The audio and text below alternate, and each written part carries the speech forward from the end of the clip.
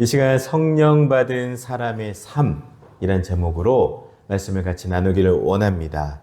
이 자리에 참석한 우리 모든 사랑하는 주안교회 모든 성도들에게 성령님의 놀라운 권능의 역사와 은혜가 이 시간 충만하게 임하기를 간절히 소망합니다. 아멘.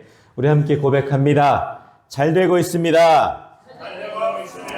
기도하면 됩니다. 하나님께서 하십니다. 아멘. 아멘, 아멘. 여러분 정말 잘 되고 있습니다. 너무나 잘 되고 있는 우리 주안교회입니다. 한 주간도 여러 가지 것들을 돌아보면은 성령 하나님께서 밀어주시고 이끌어주시고 인도해 주시는 것들을 날마다 경험하게 됩니다. 우리 모든 주안교회 영혼들이 성령 하나님을 만나시고 성령 하나님의 함께하심과 도우심을 경험하는 우리 모든 영혼들이 되시기를 다시 한번 축원을 드립니다. 지난 주일은 성령 강림 주일이었어요. 특별히 성령 강림 주일을 보내며 성령님에 대해서 계속 묵상하고 싶은 마음이 들었습니다. 새벽마다 우리 주안교회가 사도행전을 묵상하고 있습니다. 성령님의 역사가 우리 교회 위에 충만하게 임하길 사모하는 마음이 제게는 너무나도 가득합니다. 주안교회 모든 우리 성도들이 어린아이부터 노년에 이르는 모든 영혼들이 성령님을 다시 한번 경험하기를 기도합니다. 사랑하는 성도 여러분, 오늘 우리가 함께 고민하고 생각하고 나눌 말씀은 초대교회가 시작되는 감격되는 장면입니다. 오순절 성령 강림 사건 이후 제자 베드로, 사도 베드로는 담대히 주의 복음을 말씀을 전했고 그 말씀을 들은 사람들 중 말씀을 보면은 무려 3,000명이 회개하고 예수님을 믿게 되었습니다. 그리고 그들은 단순히 예수님을 믿는 데서 멈추지를 않았습니다. 성령을 받은 사람답게 완전히 다른 삶을 살기를 시작했습니다. 오늘 본문은 성령 받은 사람의 삶이 어떠한 삶인가를 우리에게 도전을 주고 있습니다. 우리도 이 사도행전의 말씀을 통해 우리도 역시 성령의 충만함을 받은 자로서 어떠한 삶을 살아가야 하는지 함께 고민하기를 원합니다. 먼저는 여러분 성령 받은 사람은 이러한 사람인데요. 회개하고 예수님을 주로 모십니다. 우리 함께 고백합니다. 회개하고 예수님을 주로 모십니다. 아멘. 성령을 받은 사람의 첫 번째 모습은 회개합니다. 뭘 한다고요? 회개합니다. 베드로의 설교가 끝나자 사람들의 마음이 찔리기 시작했어요. 여러분, 우리가 살아계신 하나님의 말씀을 들으면 처음에 우리 마음에 찔림이 일어나게 되어 있습니다. 그곳에서는 회개의 역사가 일어났습니다. 완악하고 완고한 유대인 가운데 성령님이 역사하시자 엄청난 변화가 일어났습니다. 그리고 그들은 이렇게 질문합니다. 37절을 보실까요? 37절 우리 한번 같이 읽겠습니다. 그들이 이 말을 듣고 마음에 찔려 베드로와 다른 사도들에게 물어 이르되 형제들아 우리가 어찌할꼬 하거늘. 아멘. 37절 말씀처럼 형제들아 우리가 어찌할꼬라고 질문합니다. 즉 요즘 말로 하면 우리가 어떻게 하면 좋겠습니까? 영어로 하면 What shall we do? 라는 질문을 하게 됩니다. 이는 여러분 죄 없는 예수를 못 박으라 라고 외쳤던 그들의 모습과는 정반대의 대조적인 모습입니다. 성령님은 제자들 가운데서만 역사하신 것이 아니라 완고하고 완악했던 유대인 가운데에서도 역사를 하셨습니다. 형제들아 우리가 어찌할꼬. 우리가 어떻게 하면 좋겠습니까? 내가 어떻게 하면 되겠습니까? 이 질문이 나옵니다. 여러분, 제가 어린이 전도에 정말로 눈이 뜬 역사적인 사건이 있었어요. 인천에서 아주 큰 교회에서 여름방학 때 합숙을 하며 우리 교사들을 훈련시키는 프로그램이 있습니다. 4박 5일을 같이 먹고 자며 매일매일 나가서 전도를 하는 그런 수련회예요. 제가 조장으로서 팀원들을 이끌고 그 지역을 돌아다니며 한 여자아이를 만난 적이 있습니다. 4살인가 5살인가 된 아이였어요. 아이에게 복음을 전하며 그 아이가 처음으로 저에게 눈물을 흘리며 이렇게 이야기했어요. 선생님, 제가 어떻게 하면 될까요? 제 마음의 죄를 어떻게 해야 제가 천국에 가요? 라며 울면서 저에게 고백을 했던 그 순간은 저는 잊지를 못합니다. 하나님의 말씀을 전하고 복음을 전하고 천국을 전하고 죄를 전하고 예수님을 영접할 수 있는 기회를 주고 교회를 소개하고 이러한 짧은 복음의 메시지예요. 그런데 여러분, 4살, 5살 된 아마 지연이 같은 그런 예쁜 아이가 죄를 졌다도 얼마나 많은 죄를 졌겠어요. 그런데 우리는 모든 인간은 태어날 때부터 죄인으로 태어나지 않습니까? 그리고 모든 영혼은 하나님을 만나기 위해서 우리가 기다리고 있는 거예요. 여러분, 이 아이의 고백도 오늘 말씀처럼 똑같았습니다. 선생님, 내 죄를 위해서 내가 어떻게 해야 돼요? 어떻게 해야 됩니까? 이 질문을 하게 됩니다. 상 여러분, 37절, 형제들아, 우리가 어찌할꼬? 이 질문 가운데서 진하게 우리에게 풍겨오는 것은 모두가 다 똑같습니다. 하나님의 말씀 앞에 선 인간적인 좌절과 절망과 절규를 보입니다. 인간이 신 앞에 서게 되면 완벽하시고 거룩하신 하나님 앞에 나아가게 되면은 죄가 많은 나의 모습을 적나라하게 깨닫게 됩니다. 그런데 여러분, 형제들아, 내가 어찌할꼬? 이 질문 속에는 인간적인 깊은 좌절과 함께 하나님께 대한 구원의 소망을 우리가 깨닫게 됩니다. 인간은 죄로 인해 영적으로 죽어 있는 상태인데 하나님께만, 오직 하나님께만 구원의 길이 있다라는 소망을 갖게 됩니다. 또한 이 질문 속에는 뚜렷한 성품의 변화된 모습이 담겨 있습니다. 성령님을 만나기 전까지는 그저 내 뜻대로만, 내 방식대로만 살아왔는데 또한 그것이 옳은 줄 알았는데 예수님을 만나니까, 성령님을 만나니까 어떻게 해야 할까요? 이런 고백이 나옵니다. 이 고백은 하나님의 뜻대로, 이제는 하나님의 방법대로 살겠다는 나의 삶의 변화를, 나의 성품의 변화를 고백합니다. 이와 같이 여러분, 성령님을 만나면 내면에 진지한 질문이 생깁니다. 이 시작이 성령님을 만나는 내 삶의 놀라운 삶의 시작인 것을, 삶의 회복의 시작점인 것을 여러분 꼭 기억하시기를 바랍니다. 이 질문을 듣고 베드로는 이렇게 말합니다. 38절입니다. 38절 우리 한번 같이 읽겠습니다. 베드로가 이르되 죄사함을 받으라. 그래야면 성령을 선물로 받으리니. 아멘. 아멘. 성령을 받은 사람은 먼저 내 죄를 깨닫고 예수의 복음을 듣고 회개한 사람입니다. 베드로는 그들에게 회개를 촉구했어요.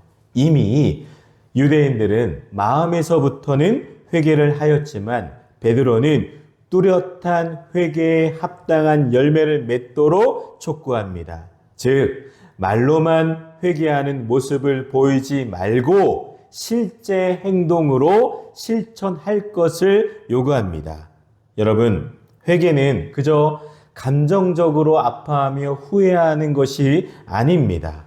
후회는 지난날의 잘못을 아파하고 안타까워하는 일이지만 회개는 철저히 시정하여 새롭게 태어나는 것이 회개입니다. 그래서 헬라어 원어의 뜻을 보면 방향을 바꿔서 옳은 길로 돌아서다라는 뜻을 담고 있습니다. 가던 길을 완전히 돌이켜 정반대의 길을 가는 것이 회개입니다.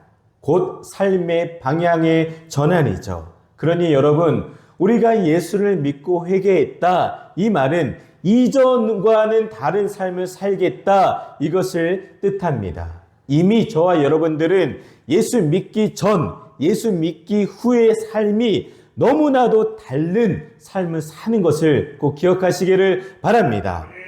자기 중심에서 이제는 하나님 중심의 삶을 사는 거예요. 그것이 바로 회개이고 성령 받은 사람의 첫 번째 걸음입니다. 오늘날 우리도 마찬가지입니다. 성령을 받은 사람은 자신의 죄를 애통해야 하고 회개에 합당한 삶을 살아갑니다. 그리고 우리가 믿고 있는 예수님은 단순한 조언자나 도우미가 아니라 내 삶의 주인으로 모시며 살아가게 시작합니다. 사랑하는 우리 주양 모든 가족 여러분, 성령님을 만나 진정한 회개의 모습이 있기를 주님의 이름으로 간절히 축원을 드립니다. 다음, 성령 받은 사람은 말씀과 교제와 기도에 헌신합니다. 자, 우리 타이틀 한번 보실까요? 자, 우리 한번 같이 읽겠습니다. 시작. 말씀과 교제, 기도에 헌신합니다. 아멘. 성령 받으면 말씀, 교제, 그리고 예배, 기도에 헌신하게 되어 있습니다. 42절 말씀입니다. 42절 말씀을 보시면 그들이 사도의 가르침을 받아 서로 교제하며 떡을 떼며 오로지 기도하기를 힘쓰니라. 아멘. 제가 매일매일 사도행전 말씀을 준비하고 묵상하면서 우리 교회가 이렇게 되기를 원합니다라는 말씀이 바로 사도행전 2장 42절 말씀이에요. 그들이 우리가 사도의 가르침을 받아 서로 교제하며 떡을 떼며 오로지 기도하기를 힘쓰니라. 아멘. 우리 주양교회가 이러한 교회가 되기를 간절히 기도합니다. 성령 받은 사람의 삶에는 분명한 특징이 있는데 바로 말씀, 교제, 예배, 기도, 이 네 가지 요소가 삶의 중심이 됩니다. 먼저 여러분, 사도의 가르침에 전념했어요. 무슨 말씀이죠? 즉 그들이 말씀 중심의 삶을 산다는 겁니다. 초대교회 성도들은 사도의 가르침을 전적으로 수용하고 온 생활에 적용했습니다. 또한 사도들의 사명도 그리스도의 복음을 열심히 가르치는 것이었어요. 여러분, 성령 받은 사람의 삶에는 하나님의 살아있는 말씀이 충만합니다. 저와 여러분의 삶 속에서 하나님의 말씀이 충만하기를 소망합니다. 변하지 않고 흔들리지 않는 하나님의 말씀에는 살아계신 능력이 있습니다. 우리가 좌로나 우로나 치우치지 않으려면 확실한 기준이 있어야 하는데 그것이 여러분 바로 말씀인 것을 꼭 기억하시기를 바랍니다. 교회가 성장 가운데 있는 힘이 바로 하나님의 말씀이에요. 우리가 더욱더 의지할 것은 바로 하나님의 말씀입니다. 또한 두 번째 특징은 바로 교제하는 데 힘썼습니다. 성도 간의 친밀한 나눔과 사랑이 충만합니다. 우리 주양교회도 교제가 충만한 교회이죠. 오늘 너무나 아름다운 모습들이 많았어요. 주일 예배를 준비하며 또한 애찬을 준비하며 아침 일찍 나와 얼마나 뜨겁습니까? 깻잎도 따고 상추도 따고 고추도 따고 깨끗하게 씻어놓고 성도들이 드실 수 있도록 얼마나 풍성한 나눔이 있는지 그렇게 기쁩니다. 또 어제도 우리 충렬 지사님 우리 테라스에 아이들이 넘어지면 안 된다고 나무를 직접 사 오셔서 또한 붙여 놓으시고 예쁘고 안전하게 날마다 준비하는 모습들이 많습니다. 이처럼 여러분, 잘 되는 교회는 말씀이 충만하고 또한 성도 간의 교제가 충만한 것을 여러분 기억하시기를 바랍니다. 그들이 성령 받고 회개한 변화된 사람들은 그 자리에서 흩어지지 않았습니다. 그들은 공동체 안으로 들어갔습니다. 성령은 사람을 먼저는 하나님과 화목하게 하십니다. 그리고 사람과 사람 사이도 하나가 되게 하십니다. 여러분, 교제가 무엇이죠? 교제는 단순한 친목이 아닙니다. 교회는 여러분, 친목 모임, 동호회 이런 것이 아닙니다. 코이노니아라는 말은 함께 나누는 삶, 헌신적인 사귐을 뜻합니다. 그런 교회 안에 모임과 나눔은 달라야 되겠죠. 교회 안에서 모여서 나누는데 주식 얘기하고 아파트 이야기하고 뭐 여러 가지 것들 이야기하면 저는 그 모임 안 갈 겁니다. 너무나 다른 모임, 똑같지 않은 모습이잖아요. 교회는 달라야죠. 모이면 당신의 기도 제목은 뭐였어요?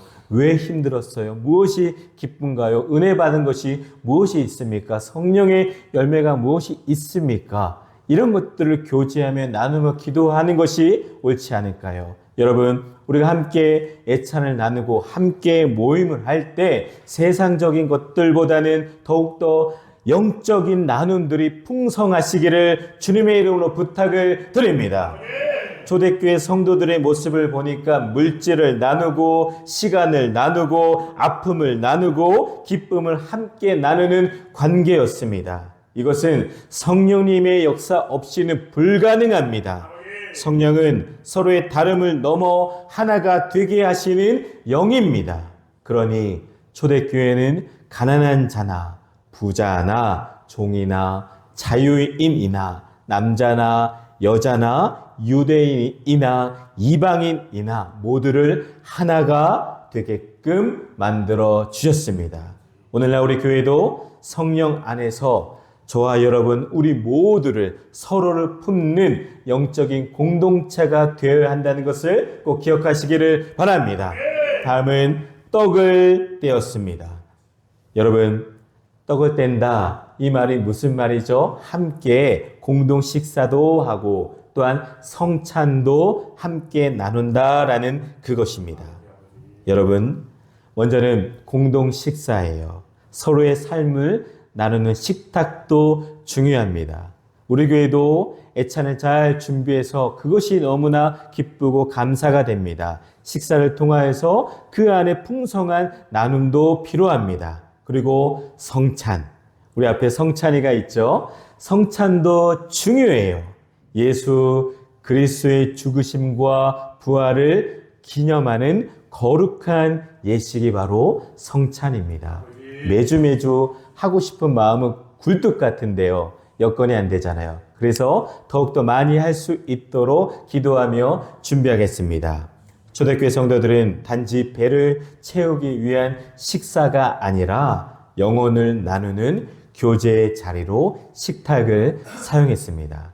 우리와 같은 시대도 아니었고 우리와 같이 안전하고 편하게 예배 드리는 그런 자리도 아니었죠. 일주일 동안 예수 믿는 삶이 너무나도 힘든 것을 서로 알기에 예배를 통하여서 서로 식탁을 나누며 그렇게 그들의 아픔을 함께 보듬었습니다. 여러분, 오늘 맛있게 식사를 드시면서 많이 서로를 위하여 위로하고 축복하고 격려해 주시기를 바랍니다. 주안교회는 이러한 함께 떡을 나누는 공동체가 되어야 합니다. 제가 기도하고 있는 것이 있어요. 어떻게 하면 우리 주안교회 성도들과 이 지역에 있는 수많은 사람들이 교회 마당터에 어떻게 하면 더 많이 올 수 있을까? 그것을 어떻게 하면 활용할까? 기도하고 고민하고 있습니다. 제 그 고민 중에 하나가 바베큐통을 무료로 빌려주는 거예요. 고기만 사오세요. 그러면 이 자리에서 누구나 드실 수 있습니다. 이러한 광고를 만들어 보려고 합니다. 먼저는 우리 주안교회 모든 성도들이 아무 때나 고기만 사들고 오면 교회에서는 수춘 준비해 놓겠습니다. 수춘 늘 준비해 놓을 거예요. 그러면 누구나 가족들이 외식하기도 어렵고 비싸잖아요. 그러니 고기만 사들고 오면은 아무나 마음껏 마당에서 풍성한 식탁 교제를 나눌 수 있지 않을까 저는 소망합니다. 또한 믿지 않는 영혼들에게도 물론 교회가 불편할 수도 있죠. 바쁠 수도 있죠. 하지만 그렇게 늘 교회를 열어놔야 교회에 더 많은 영혼들이 오게 될 줄 저는 기도하고 있습니다. 여러분 저의 기도 제목을 위해서도 함께 중보해 주시고 교회가 어떻게 하면 한 영혼이라도 구원할 수 있을까 그것을 위해서 함께 고민하고 일하시기를 바랍니다. 이처럼 식탁은 단순한 형식이 아니라 은혜와 나눔의 자리로 만들어야 합니다. 영혼육의 식탁 교제를 통하여서 46절을 보시면 그들이 기쁨과 순전한 마음으로 음식을 먹고라고 합니다. 즉 성령 충만함의 열매를 맺었습니다. 사랑하는 여러분, 우리 주안교회가 초대교회처럼 마음을 같이하여 성전과 가정에서 끊임없이 모임이 있어야 합니다. 공동체는 여러 가지 프로그램으로 세워지는 것이 아니라 단순해요. 함께하는 시간, 함께 나누는 식탁에서 세워진다는 것을 꼭 믿으시기를 바랍니다. 또한 그들은 오로지 기도했습니다. 우리 한번 같이 고백하겠습니다. 오로지 기도했습니다. 아멘.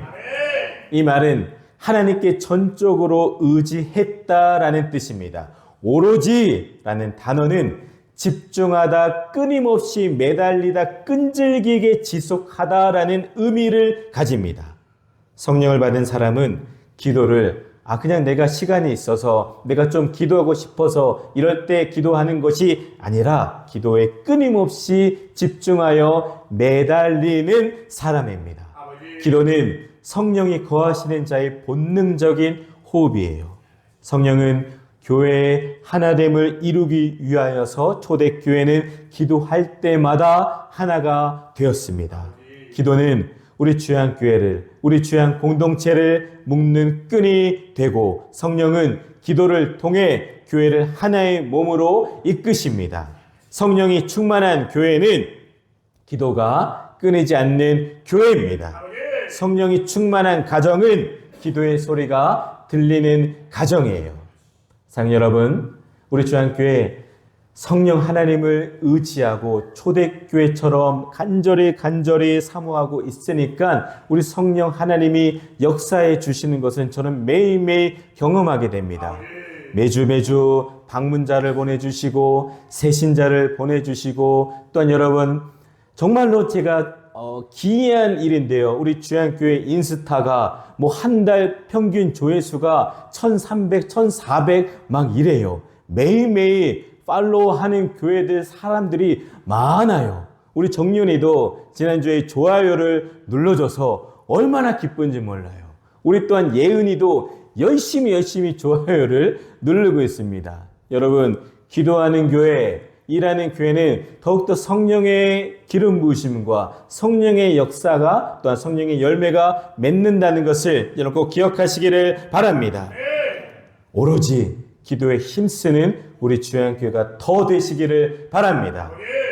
여러분, 이것이 바로 성령 받은 공동체의 모습입니다. 말씀에 집중하고 서로 교제하고 떡을 떼며 오로지 기도할 때 우리 주안교회가 나아가고 우리 주안교회가 더욱더 붙잡아야 할 지향할 모습입니다. 그런데 여러분, 오늘 우리 교회와 저와 여러분들의 신앙생활 안에도 이러한 네 가지 요소가 있습니까? 말씀, 교제, 예배, 기도, 이 네 가지가 있기를 다시 한번 축원을 드립니다. 성령을 받았다고 말하면서도 말씀을 멀리하고 교제를 피하고 예배와 기도를 게을리한다면 우리는 다시 한번 점검해 볼 필요성이 있습니다. 다음으로 여러분, 성령 받은 사람은 사랑과 나눔의 삶을 살아갑니다. 우리 한번 같이 고백하겠습니다. 시작. 사랑과 삶을 살아갑니다. 아멘. 44절, 45절 말씀을 보면 믿는 사람이 다 함께 있어 모든 물건을 서로 통용하고 또 재산과 소유를 팔아 각 사람의 필요를 따라 나눠주며. 아멘.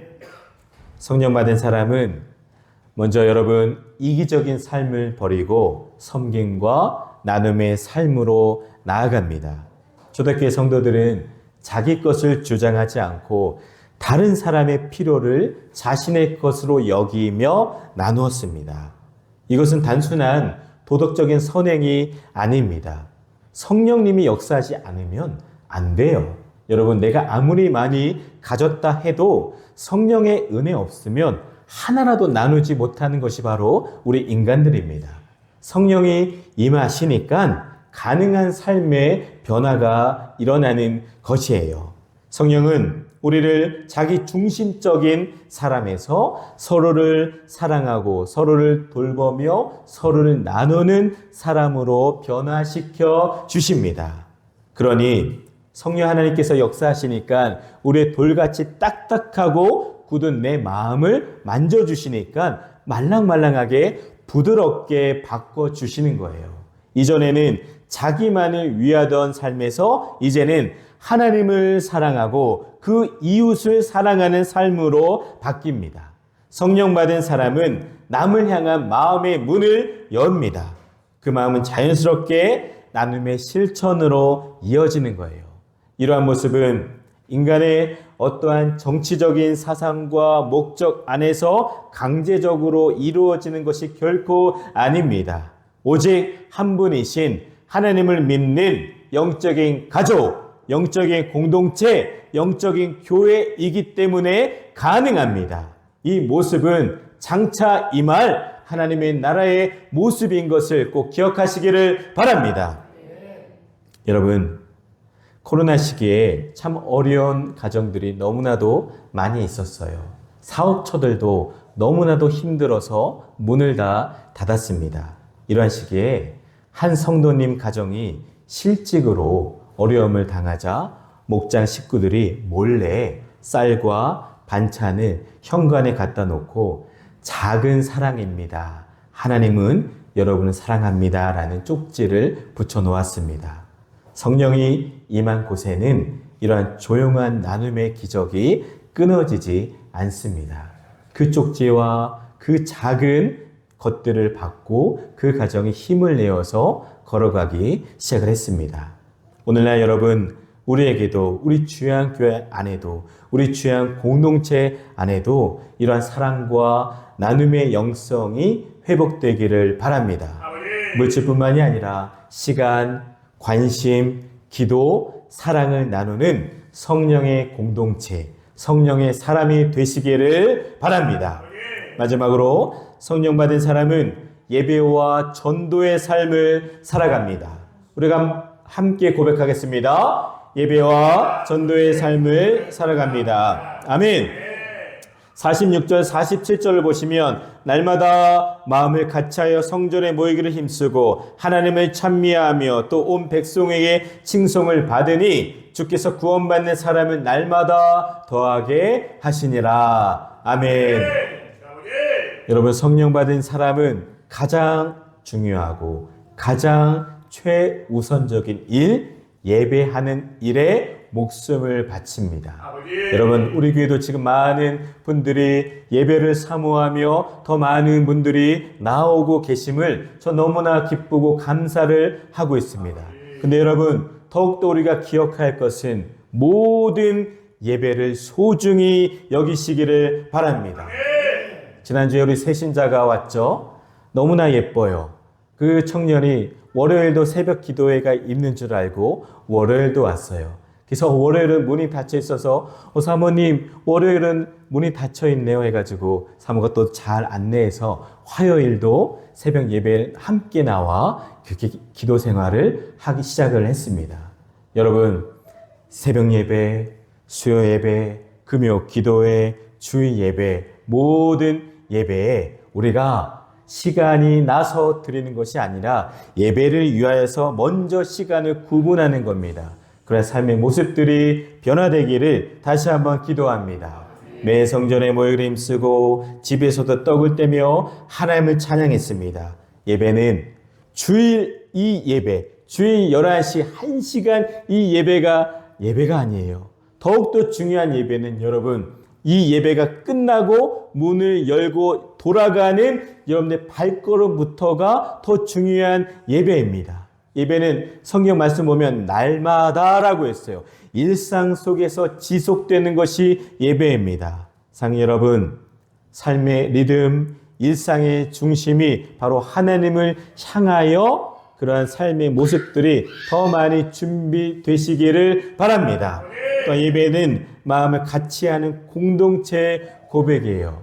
여러분 만나는 것이 그렇게 기쁘고 반갑고 너무나 좋습니다. 우리 옆분 한번 볼까요? 반갑습니다. 잘 오셨습니다. 라고 고백해 주세요. 아멘. 너무나 반갑어요. 우리 대불에서도 너무나 먼 걸음에서도 오시고, 또 우리 북항에서도, 북항이 아니죠. 목포항, 거기에서도 와주시고, 얼마나 귀합니까? 또한 남학에서도 오시고, 영암에서도 오시고, 너무나 보고 싶습니다. 여러분, 우리는 마음을 같이 하는 공동체예요.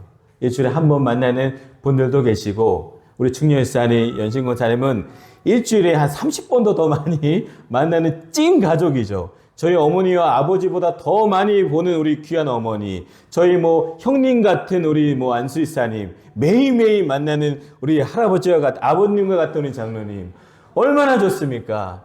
제가 이 목포에 무슨 연고가 있다고, 제가 사랑하고 같이 걸어갈 가족은 우리 주양 가족밖에 없습니다. 그러니 여러분, 저와 함께 더 많이 부대끼고 더 많이 울고 웃고 놀며 그렇게 예배하며 살아가는 우리 모두가 되시기를 바랍니다. 성령이 임하면 마음을 같이하여 예배합니다. 성령은 나눠진 마음을 일치로 바꿔주시고 내 중심이 아니라 하나님 중심으로 변화시킵니다. 그러니 그들의 삶이 달라지니까 복음 전도의 문이 열리는 거예요. 예배는 하나님께 드리는 것이지만 그 예배의 향기는 세상에 퍼져나갑니다. 우리 주양교회 정말 좋은 교회예요. 주님의 향기가 이제 주님의 향기가 바깥으로 퍼져나가고 그리하여 그 향기를 맡고 주님을 향하여 올 수 있는 전도의 문이 열리기를 간절히 기도합니다. 삶의 모습이 전도의 통로입니다. 그러니 말씀처럼 온 백성에게 칭송을 받는 겁니다. 여러분, 제가 참 불편한 게 동명동에서는 주일 예배 끝 하면 옷 다 갈아입고 추리닝 입고 그냥 그렇게 지내는데 제가 이곳에 오면은 주일 예배 때도 잠자기 전에도 이러한 모습으로 있을 때도 많이 있습니다. 월요일에도 마이라도 걸치고 물론 청바지 입지만 그렇게 있어서 마당에 나가면 인사하고 아유 목사님이세요? 네, 굉장히 젊으시네요 하면서 의심스럽게 저를 보시는 수많은 아줌마들과 할아버지 할머니들이 많이 계세요. 여러분, 우리가 삶으로 전도의 모습이 더 많이 이어지기를 바랍니다. 그러니 전도의 열매를 주께서 더하십니다. 47절 말씀처럼 주께서 구원받는 사람은 날마다 더하게 하시니라. 아멘. 하나님은 기도하고 예배하고 사랑하는 그 교회를, 그 공동체를 통하여서 이러한 일을 지금도 앞으로도 하실 겁니다. 그런데 여러분, 우리 교회가 그러한 일을 감당해야 하지 않겠습니까? 교회 안에서는 예배하며 하나님을 높이고 교회 바깥에서는 복음을 전하며 사람을 살리는 교회가 되기를 간절히 축원합니다. 하나님과의 관계, 예배가 정말로 소중해요. 잘해야 돼요. 그 다음 세상과의 관계, 전도가 열매 맺게 되어 있습니다. 예배와 전도는 나눌 수가 없는 성령의 열매입니다. 예배 없는 전도는 능력을 잃어버리고 또한 전도 없는 예배는 생명을 잃습니다. 초대교회는 예배로 하나님을 높였고 전도로 세상을 섬겼습니다. 그러니 우리 주양교회가 꿈꿔야 될 것이 바로 이것이지 않겠습니까? 바로 예배와 전도, 이것이 우리 교회가 지향해야 될 것입니다. 말씀 정리합니다. 그러면 오늘 우리는 성령 받은 사람들입니까? 우리 옆분을 한번 보며 다시 한번 질문해 보세요. 당신은 성령 받은 사람입니까? 모두가 다 성령 받은 사람입니다. 그러면 회개하고 예수님을 주로 고백합시다. 말씀, 교제, 기도, 예배에 같이 힘씁시다. 사랑과 나눔의 삶을 더 많이 실천합시다. 또한 예배를 사모하고 복음을 전하는 우리 주양의 향기를 바라는 저와 우리 교회가 되시기를 주님의 이름으로 간절히 축원을 드립니다.